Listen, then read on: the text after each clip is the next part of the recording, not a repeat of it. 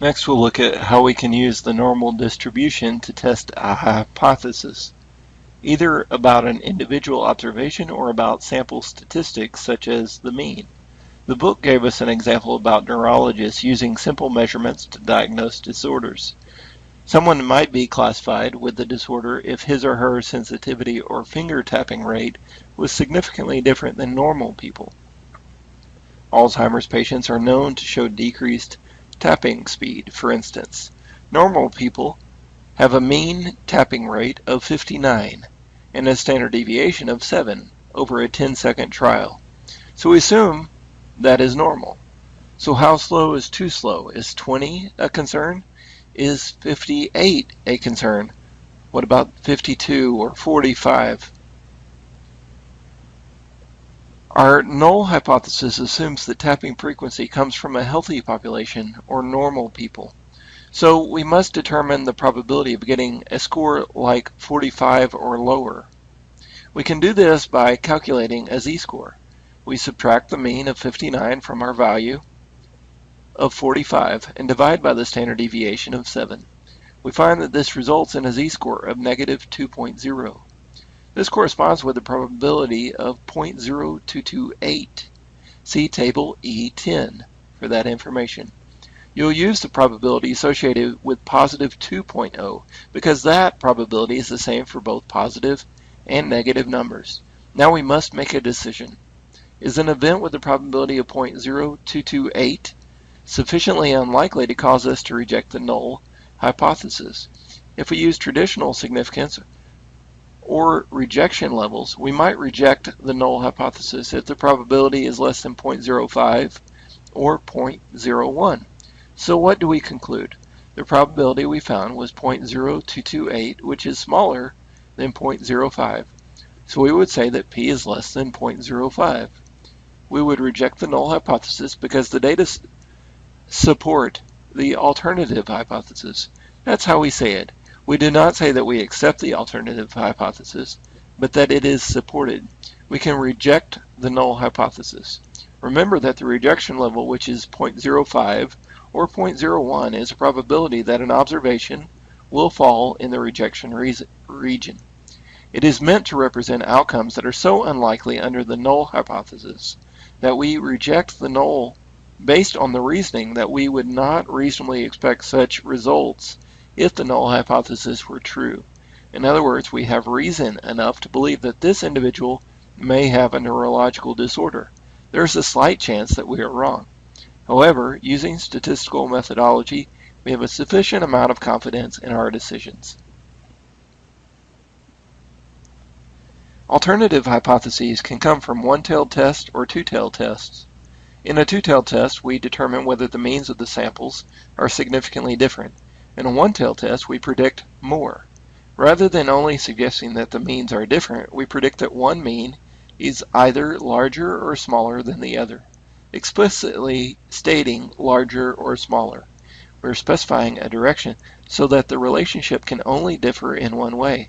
Thus, the name one-tailed test. The actual score that cuts off the lowest 5% is called the critical value. Critical values are those values of the variable or test statistic that describe the boundary or boundaries of the rejection regions. In the finger tapping example, the critical value is 47.48. Note that our score was 45, which is lower. We could have known that we would reject the null hypothesis without converting our value to a z-score, but we would not have known the degree of significance of our value. Here I'm just pointing out how algebra works in case you don't remember. This is a simple algebraic equation where we replug in our value for x, subtract the population mean, and divide by the standard deviation. As I said before, statistics gives us confidence that we are correct, but we know there's a risk. It's unlikely, but there is a 5% or 1% chance we were wrong. There are two types of errors that can occur. A type 1 error is when you incorrectly reject the null hypothesis. This is more likely when you use a larger critical value, such as one that corresponds to p being less than 0.05. A type 2 error is when you incorrectly fail to reject the null hypothesis. This is more likely with a smaller critical value. Think about a baseball pitcher. Determining whether they can hit their target could be difficult. If we draw the target too big, we may be overconfident in saying that they can hit their target. However, if we draw the target that is very, very small, the pitcher could miss the target, but their accuracy or skill level might have been good enough. The critical value is like the size of the target. Think about what it would be like if you got a false positive on a test for cancer. Would it be worse if you got a false negative? Note that alpha is the symbol for type 1 error, and beta is the symbol for a type 2 error. Think about it in terms of one- and two-tailed tests. What critical value should we go for? Typically, in psychology, we want a maximum of 0.05. Other types of science might require a maximum of 0.01. In thinking about what analysis to do, use logic to determine whether you should do a one-tailed test or a two-tailed test. It might be easier to find a significance with a two-tailed test, but if logic doesn't support that test, then you're wasting your time. Think about it this way.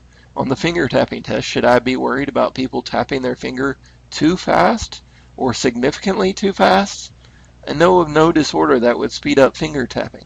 The neurological disorders that we are diagnosing are only identified by a slowing of finger tapping speed. Therefore, a two-tailed test would not be appropriate. Keep in mind the main point.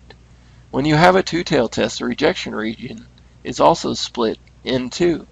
A critical value of 0.05 means 2.5% of each tail. This may cause errors like type 1 error. While we gain something with a two-tailed test, the ability to reject the null hypothesis for extreme scores in either direction, we lose something. A score that would fall into the 5% rejection region of the one-tailed test may not fall into the rejection region of the corresponding two-tailed test. That's why it's important to think about using the correct type of test. Okay, on this slide I want you to take 5 minutes again and read through the recapitulation.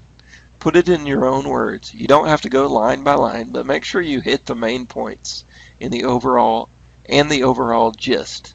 Put it in words that you can understand.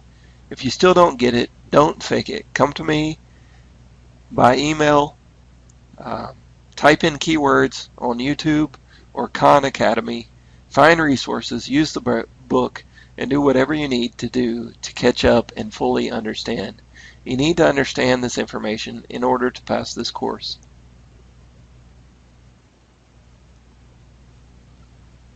First, review previous chapters. The independent variable is the variable that we manipulate or that we are studying. The dependent variable is what we are measuring and involves the data. The x-axis is the horizontal axis, which is also called the abscissa. The y-axis is the vertical axis and is also called the ordinate. Finally, we see the means and standard deviations of two different variables labeled x and y.